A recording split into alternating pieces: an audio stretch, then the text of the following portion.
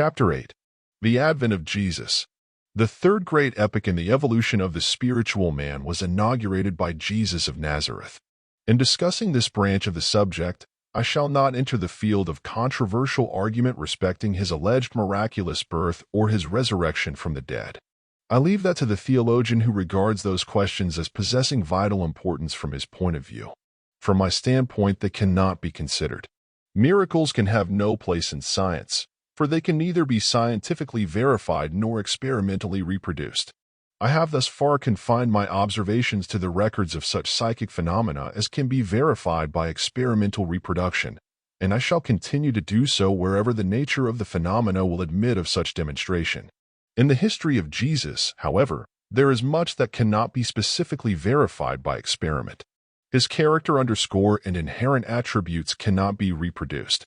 We are not, however, without means of scientifically verifying his history in that regard, as will be seen later in this work. The phenomena which we are now called upon to consider differ in many essential particulars from those recorded in the Old Testament. The older prophets, as we have seen, were psychics who believed that they had the power to enter at will into tangible communion with God and to receive from Him direct verbal communications. These phenomena, as I have pointed out, were identical with the phenomena of modern spiritism, differing only in the suggestion which gave character to the supposed communications. The God of the old prophets was, therefore, necessarily a reflection of their own personal characteristics. On the other hand, the God whom Jesus revealed to mankind was a conception so grand and lofty as compared with that of the old prophets, that credulity has, in all the ages, been taxed in vain to identify the God of Abraham with the God of Jesus. This fact has been a stumbling block to the skeptic or heretic for 1800 years, whereas, when the facts are understood, they will be found to present the strongest possible internal evidence of the substantial truth of the essential portions of the historical part of both the Old and the New Testaments. Viewed as a series of psychic manifestations, the gradual improvement in the God of Israel corresponds exactly with the natural progress of that race towards civilization and the consequent evolution of the human mind and soul. That there was a sudden step in advance of infinite magnitude and importance does not militate against the theory of the evolution of the spiritual man through psychic phenomena. On the contrary, it will be found to confirm and emphasize that hypothesis. The great step in advance which Jesus made was the result, not of a cessation of psychic manifestations, but of a radical change in their character. The conception of God which he evolved was not the result of verbal communications from God, after the manner of the prophets, but was the result of the fact that he was endowed with the faculty of intuitive perception of the laws of the human soul. In order to understand fully the position which Jesus occupied in the psycho-religious world, it will be necessary briefly to discuss the above proposition. In the law of psychic phenomena, I have discussed it at some length, and space can be given here for but a brief outline. History shows that from time to time there have been born into this world persons so exceptionally endowed by nature with intellectual powers in certain directions that they can be appropriately designated by no other term than that of prodigies. The phenomenal manifestations of these prodigies, however, are usually confined to some one sphere of mental activity. Thus, there are musical prodigies, prodigies in art, in poetry, in mathematics, etc., but seldom has one of them been known to be exceptionally endowed in more than one direction. The salient characteristic which is common to all is that each one appears to be endowed with an intuitive perception of the laws of nature which pertain to his specialty. Thus, the musical prodigy intuitively perceives the laws pertaining to the harmony of sounds, the artistic prodigy intuitively perceives the laws of harmony of colors, the mathematical prodigy perceives by intuition the laws of numbers. This faculty, when once developed, absolutely transcends reason or objective education. Neither the one nor the other has any part or lot in the production of the phenomenal results. Fortunately, we have the means of verifying this proposition. Thus, one of the most phenomenal musical prodigies the world has ever known was both blind and idiotic from birth. One obviously, therefore, neither objective reason nor objective education could have played any part in his musical development. Yet he was able when a mere child to improvise excellent harmonies and to reproduce a piece of music, once heard, with remarkable accuracy. Thus the proposition is scientifically verified that he had the power of perception of the laws of nature which governed his specialty, for there is no other way of accounting for the phenomena. Again, the mathematical prodigy Zira Colburn mentioned at length in The Law of Psychic Phenomena, one before he was objectively able to understand the powers of the 9 digits could instantaneously solve intricate arithmetical problems. He was investigated and scientifically tested by the ablest scientists of Europe, who bear testimony to his prodigious powers. His answers were given so promptly that calculation was out of the question, even if he had been educated in the rules of arithmetic, which was not the case. Again, we have a scientific verification of the facts related of him, and of the proposition that his powers were the result of intuition, in this, that 1. He developed his powers before he had studied arithmetic. 2. His answers were instantaneously given. 3. His answers were always correct. The last was, of course, the supreme test, for the reason that if they had not been correct, they would not have been remarkable. Many other mathematical prodigies might be mentioned in this connection did space permit. Their phenomena are no more remarkable than those of prodigies in other sciences, but they are more valuable for purposes of generalization than any others, for the reason that they carry with them their own verification. Their answers, being accurate, demonstrate their powers of intuition, and they also demonstrate the general proposition that the soul of man possesses the inherent power, under certain psychic conditions not yet clearly understood, to perceive by intuition the laws of nature. This proposition conceded, it is easy to account for the knowledge which Jesus possessed of those laws of nature which pertain to the functions, powers, and destiny of the human soul. He had an intuitive perception of those laws, and his knowledge of them was undoubtedly as accurate as if it had been susceptible of mathematical verification. At this point it will be asked, what evidence have we that Jesus was endowed with that power of intuition? This is a most pertinent question, and, could it not be clearly and logically answered, we should be compelled at this point to abandon all scientific methods of inquiry into this subject. Fortunately, the proofs are at hand which will settle that question beyond all possibility of reasonable doubt. In the first place, it must be remembered that Jesus was born and reared among a people who believed in and worshipped the God of Abraham and of Moses. Their ideas of God were based upon the purely anthropomorphic conceptions of the deity which had dominated the race from Abraham down. His education, therefore, other things being equal, was calculated to inspire him with the beliefs of his ancestors. But other things were not equal. He was exceptionally endowed, morally, as he was intellectually and psychically. He was infinitely above his race in every attribute which contributes towards human perfection. He may or he may not have entered the psychic state in order to hold communion with God, as did the prophets before him. It does not seem probable that he so acted, for there is nothing in his history that points to that conclusion. At the age of 12, he was able to dispute with the doctors in the temple in his normal condition. But, even if he had entered the psychic condition for such a purpose, his conception of God would have been infinitely above that of the older prophets and would still have constituted a mighty step in the evolution of spiritual humanity. It is to the last degree improbable, however, that he ever entered the psychic state with the idea of receiving verbal communications from God. His conception of God was far too lofty for him to be led into the errors of his predecessors. His intuitive knowledge of the laws of the soul would of necessity prevent him from placing himself in a position where he could possibly be dominated by a false suggestion. The whole history of his life shows that he never allowed his subjective mind to usurp the throne of his reason. His Sermon on the Mount demonstrates his entire emancipation from the thraldom of precedent and proclaims, inferentially, his realization of the finite character of the God of Moses. By his frequent repetition of the words, "Ye have heard it said by them of old time," etc., followed by his, "But I say unto you," etc., he placed in violent contrast the God of Moses and his own conception of the deity, and of the duty of man towards his Creator and his fellow men. He could have used no language that would have more utterly repudiated the Mosaic conception of the God who gave to Israel the imperfect code of ethics delivered to Moses on Mount Sinai. That he did not proclaim, in so many words, his knowledge of the human origin of the God of old time was doubtless due to that caution which he so often evinced in speaking to the people in parables, and which was expressly stated to his disciples in the following memorable and significant words: "I have yet many things to say unto you, but you cannot bear them now." He gave to the people what they could readily assimilate, and he always refrained from unnecessarily antagonizing their ancient beliefs and prejudices. One of the strongest evidences of the intuitive character of his knowledge is found in his conception of the character and attributes of God.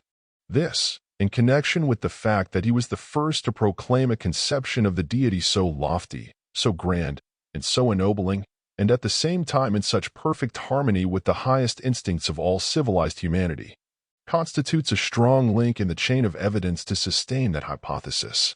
Born of a race whose highest conception of a deity was of a being whose passions and weaknesses would degrade a savage, and whose highest purpose it was to protect a single tribe or race in no wise better than their neighbors, Jesus proclaimed a God of love, mercy, and benevolence, and promulgated a code of ethics for the guidance of the human race, the fundamental principles of which were the universal brotherhood of man and the fatherhood of God.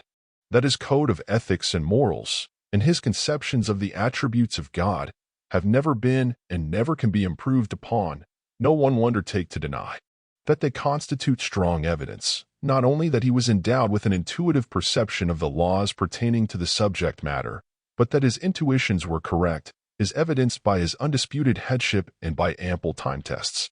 The strongest evidence, however, of the fact that he possessed the power of intuitive perception of the laws of the soul consists in his physical manifestations. It is true that his miracles belong to a comparatively low order of psychic phenomena, but it was absolutely necessary for him to display his powers in some tangible form in order to impress his followers with a sense of his power and authority. "Except you see signs and wonders, you will not believe," was a statement made to the nobleman of Capernaum of a pregnant fact. It was a recognition of an existing condition of the public mind with reference to him and his claim to divine authority. It was a proclamation of his purpose. The learned Nicodemus says, "We know that thou art a teacher come from God, for no man can do these miracles that thou doest except God be with him," to satisfy the public demand. And his wisdom was never more manifest than in his compliance with the popular desire to witness exhibitions of his power. For he not only gave to them the only proofs of his divine mission that they could appreciate, but by the same means he left a record of his works which now constitutes the only means we have of verifying his history. It is a singular fact in the history of the Christian religion that the circumstances and events in the life of Christ which have been the greatest stumbling blocks of scientific skepticism for 18 centuries are, in this last quarter of the 19th century, found to be the only facts in his history which can be scientifically verified. The most potent assaults of skepticism have been made upon the record of his physical manifestations.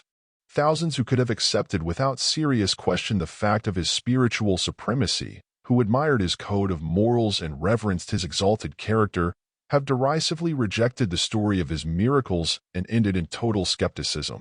In a scientific age, this was inevitable. The moment one begins to comprehend the principles of induction, the moment one realizes the constancy of the forces of nature and the immutability of her laws, that moment the seeds of skepticism are implanted in his mind. And miracles are relegated, in his philosophy, to the domain of fable or of superstition. The Church, in turn, has provoked this spirit of skepticism by constant iteration of the dogma that Christ wrought his wondrous works outside and in defiance of natural law. Fortunately for the Christian Church and for humanity, the scientific investigations of the last quarter of the 19th century have revealed the fact that the so-called miracles of Christ can be experimentally reproduced. Moreover, the laws which govern the production of his phenomena are beginning to be understood, and some of the more important of them have been definitely formulated and have been incorporated into the great body of modern science. Since that has been accomplished, it is suddenly recollected that Jesus himself never claimed to perform his works outside of natural law.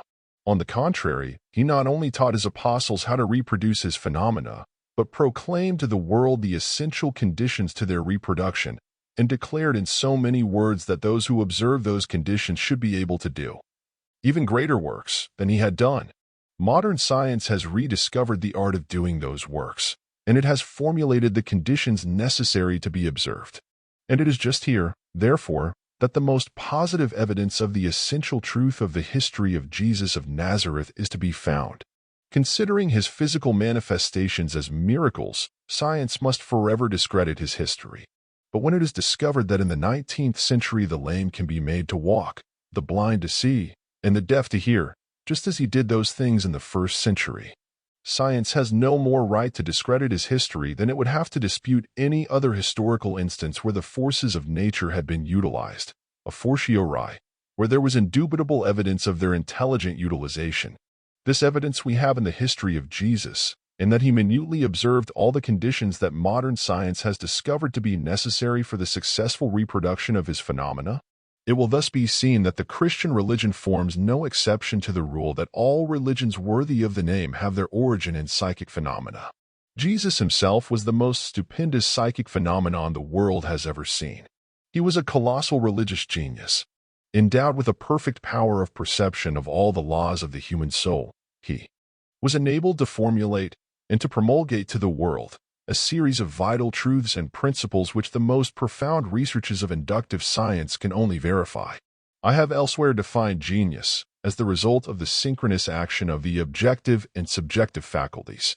One history records the names and works of many men who have merited this designation to a certain extent. A few have given evidence that, in a purely intellectual sense, the synchronism was well-nigh perfect. Many have given occasional exhibitions of intellectual power which can be accounted for on no other hypothesis.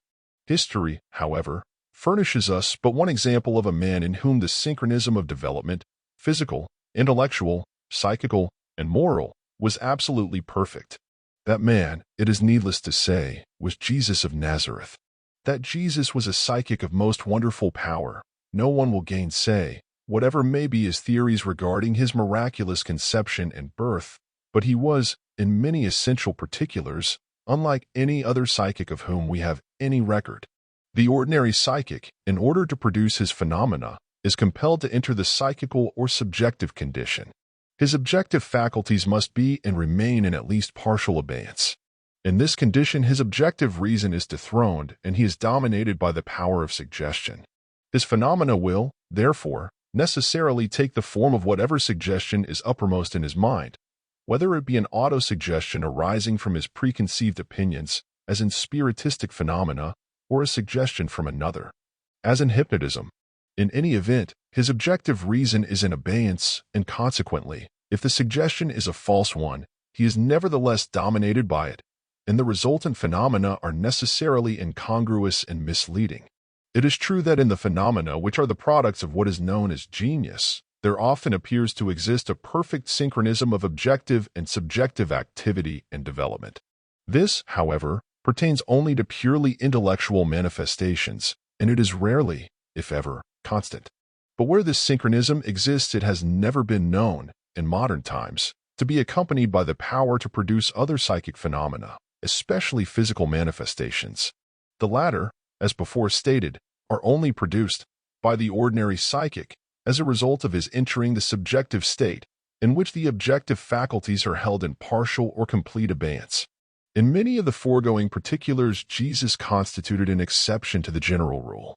Not that he was exempt from the operation of the universal law governing psychic manifestations, but that he was, to a greater extent than any other psychic, harmoniously developed. In him the objective and subjective faculties preserved, at all times and under all circumstances, an exquisitely harmonious balance. Having an intuitive perception of psychic laws, he was fully aware of the ill effects of their misdirected application.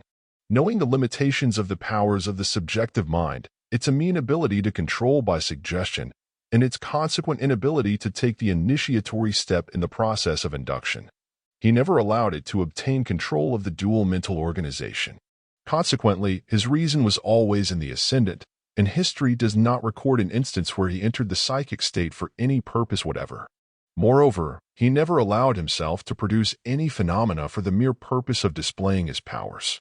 When he consented to exercise the powers of the soul, it was always for the purpose of accomplishing some good object, albeit his primary object may have been to convince the people of his divine mission.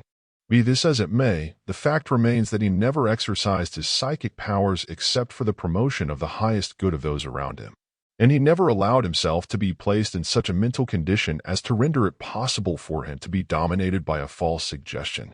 It will thus be seen that his wisdom was as strikingly displayed by what he refrained from doing as it was by what he did. Indeed, it will eventually be found, as knowledge of psychic laws increases, that one of the most valuable lessons which Jesus taught to mankind consisted in his abstention from any unnecessary display of his psychic powers. Knowing, as he did, the laws pertaining to the production of psychic phenomena, he carefully and consistently kept within the normal lines. The story of his 3 temptations in the wilderness was nothing more nor less than a symbolical presentation of this most important principle by which he was guided. Rightly interpreted, the story of the 3 temptations draws the line of demarcation clearly and distinctly between the legitimate and the illegitimate, the normal and the abnormal exercise of psychic power. Formally stated, the distinctive characteristics of the psychic powers and attributes of Jesus are as follows. 1. The first and most important mental characteristic which distinguished him from all other men of whom history has given any account consisted in his intuitive perception of the laws which pertain to the human soul. I say that this was his most important mental endowment, for the reason that it was the essential prerequisite to all the others. It not only enabled him to speak as never man spake, that is, with the authority of perfect knowledge, but it enabled him to exercise the powers of the soul under the most favorable conditions. 2. The next in importance of his distinctive endowments was his ability to exercise his psychic powers under normal physical conditions. No other psychic has ever been able to do this except to a very limited extent. This ability arose, not because he acted outside the domain of natural law, but from his perfect knowledge of the law. Other psychics have sometimes performed purely intellectual feats while in an apparently normal physical condition.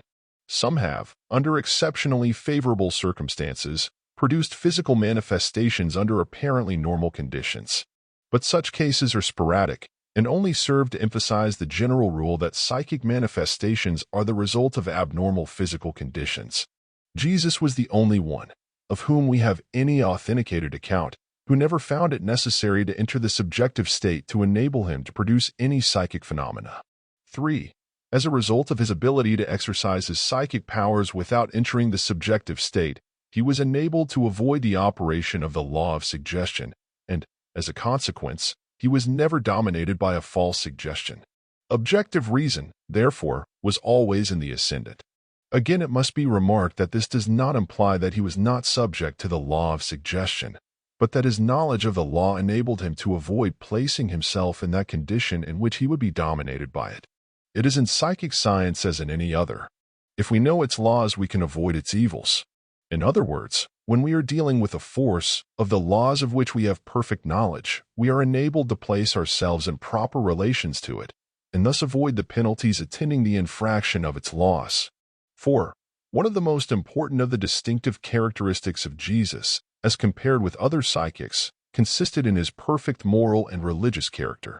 This, in a certain sense, may be attributed to a perfect knowledge of the laws of the soul, although due credit must be given to that innate altruism which was regnant in his character. Without attempting, however, to distinguish between what was the result of a perfect comprehension of spiritual laws and what was innate in his character, if indeed there is any line of distinction, it will be sufficient for our present purpose to discuss the former. As I have before remarked, the subjective mind or soul is the seat of the emotions. Every emotion, therefore, is a psychic phenomenon. Religious worship is an emotion that is inherent in every human soul. It is one of the higher instincts which differentiate the man from the brute. Morality is also an emotion when considered as a duty which man owes to his Creator, although, when practiced solely with reference to one's relations to society and the commonwealth, it is the result of education. In its highest sense, therefore, morality is an emotion, cognate to religion, and, with the latter, must be considered as one of the phenomena of the soul. Religion and morality being phenomena or attributes of the soul, they necessarily have normal relations to every other attribute of the soul. This being granted, it follows that one who possesses a perfect knowledge of the laws of the soul will be able to discern those normal relations, and, other things being equal, will seek to maintain them. This, then, was the distinctive characteristic of Jesus. He was a master of the science of the soul, and as such had a perfect knowledge of its attributes and powers, and of the normal relations which those attributes and powers sustain to each other, to humanity, and to the Creator. A perfect moral and religious character was necessarily the result. It will thus be seen that, as before remarked, The Christian religion forms no exception to the general rule that every religion worthy of the name has its origin in psychic phenomena. Previous to the time of Jesus, the phenomena were grossly misinterpreted. Nevertheless, they contained the germs of the monotheistic idea, which was perfected by one who never misinterpreted the phenomena of the soul, Jesus of Nazareth. The Christian religion not only had its origin in psychic phenomena, but that was the only means by which it was, or could be, brought to the knowledge of mankind. The words of Jesus would have been lost, and his mission a failure, had he not been endowed with the power to produce phenomena tangible to the senses of the people. It was by this means alone that he was able to impress upon the world a realization of this divine mission. Paley himself declares this fact in these words, that this particular person, Jesus of Nazareth, ought to be received as the Messiah, or as a messenger from God. They, the apostles, neither had, nor could have, anything but miracles to stand upon. It was by the miracles that Jesus was enabled to impress upon his followers a sense of his power and of his authority as a messenger of truth. And what was true of his immediate followers is largely true of the church from that day to the present. It matters not that the so-called miracles were misinterpreted psychic phenomena. They were not misinterpreted by Jesus himself, for he never claimed that he performed his works outside the domain of natural law.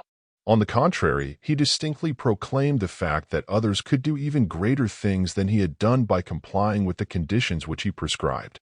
It would have been idle for him to attempt to explain to his followers the underlying scientific principles which enabled him to produce his phenomena, for no one of his day was capable of comprehending them. Moreover, if he could have succeeded in convincing them that he did not transcend the laws of nature in the performance of his miracles, it would have weakened their confidence in his divine mission. For the people of that day were incapable of grasping the idea that God could possibly display his power in any other way than by some signal violation of his own laws.